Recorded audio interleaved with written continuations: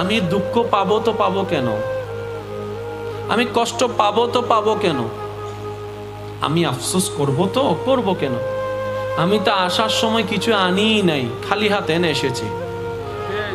আমি আসার সময় কিছু তো আনি নাই, তো আমি হারাবো তো হারাবো কি? যা পেয়েছি সব দুনিয়ায় পেয়েছি, আল্লাহ তাআলা দান করেছেন। যা হারিয়েছি দুনিয়ায় হারিয়েছি, সুতরাং আমার হলেন আমি টেনশন করতাম। আরে আমি বান্দার চোখ বলে, পেট বলো, হাত বলো, পা বলো, চেহারা বলো, চুল বলো, একটাও তো আমার নয়, সব তো আমার রবের দেওয়া। যেখানে আমি নিজেই আমার নই, এই দুনিয়াতে আমার বলতে আসলে কিছুই নাই, হারানোরও কোনো টেনশন নাই। বলেন সুবহানাল্লাহ। বান্দা যখন নিজের মনের ইচ্ছা দিয়ে রবের উপর ভরসা করে কাজ করতে থাকে, ওই কঠিন কাজও সহজ হয়ে যায়। বলেন সুবহানাল্লাহ। একজন মানুষ সর্বদা আল্লাহর উপর ভরসা রাখতো। সে বলতো আমার কেউ নাই, কিন্তু আমার রব আছে। সুবহানাল্লাহ। জীবনের পরিক্রমায় একটা বিপদে পড়ে একজনের কাছে কিছু টাকা সে ধার নেয় ব্যবসার কাজে। এবার ওই মানুষ তাকে জিজ্ঞেস করে, তুমি যে টাকা ধার নিচ্ছ, গ্যারান্টি কোথায়? বলে যে আমার তো দুনিয়াতে কেউ নাই, তবে আমার একজন সৃষ্টিকর্তা আছে, আমি ওনাকে গ্যারান্টি রাখলাম। এই কথাটা ইউনিক লেগেছে ওনার কাছে, এত ভালো লেগেছে, উনি বলে যে ঠিক আছে যাও, আমি তোমাকে ওই সৃষ্টিকর্তার গ্যারান্টিতে টাকাটা ধার দিলাম। সুবহানাল্লাহ। কিন্তু আমাকে নির্দিষ্ট সময়ে সেই টাকাটা ফেরত দিতে হবে।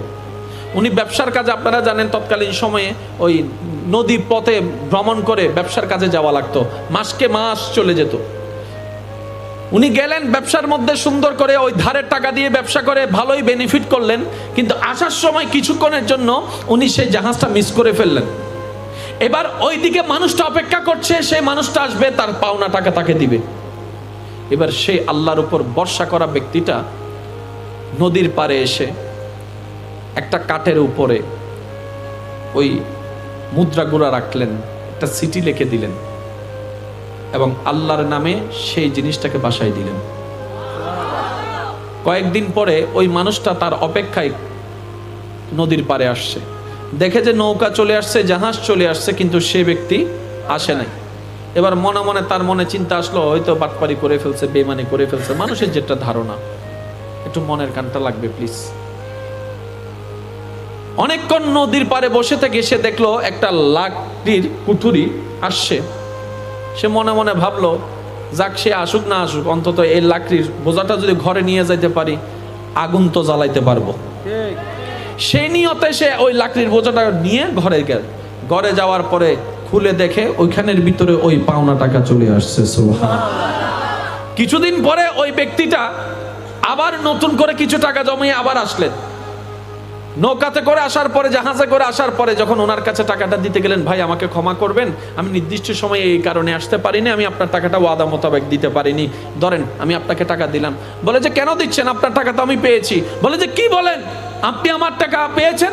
বলে যে আপনি যেই রবকে গ্যারান্টি রেখেছেন, ওই রবে আমার কাছে পৌঁছায় দিয়েছে। সুবহানাল্লাহ। সাথে সাথে উনি কালিমা পড়ে মুসলমান হয়ে গেল। আমি শুধু বুঝাতে চাচ্ছি এতটুকু, আমাদের অন্তরটা যদি রবের উপর তাওয়াক্কুলের পাওয়ারটা যদি আমরা একটু বাড়াই দিতে পারি, বেশি কিছু লাগবে না, এটার জন্য কোনো আপনার খরচ নাই, শুধু এখান থেকে আত্মবিশ্বাসটা বাড়াইতে হবে। আমার আল্লাহ আছে, আমার আল্লাহ আছে, আমার আল্লাহ আছে।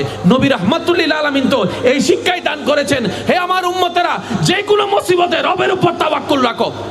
সুবহানাল্লাহ। আর একটু জোরে সুবহানাল্লাহ। এবার বলেন, রব কি বলেছেন? হাসবুনাল্লাহ, হাসবুনাল্লাহ। বান্দা, আমি একাই যথেষ্ট তোর জন্য। এবার বলেন, আমার কাছে আসলে আপনি একটা পাবেন, আরেকটা পাবেন না, হতে পারে। ওনার কাছে গেলে একটা পাবেন, আরেকটা পাবেন না, হতে পারে। ওনার কাছে গেলে একটা পাবেন, আরেকটা পাবেন না, হতে পারে। কিন্তু রবের কাছে যান, যা চাইবেন সব পাবেন। এবার সূরা তালাকের 3 নম্বর আয়াতের দিকে আমি শ্রদ্ধার সাথে সবার একটু মনোযোগ আকর্ষণ করছি।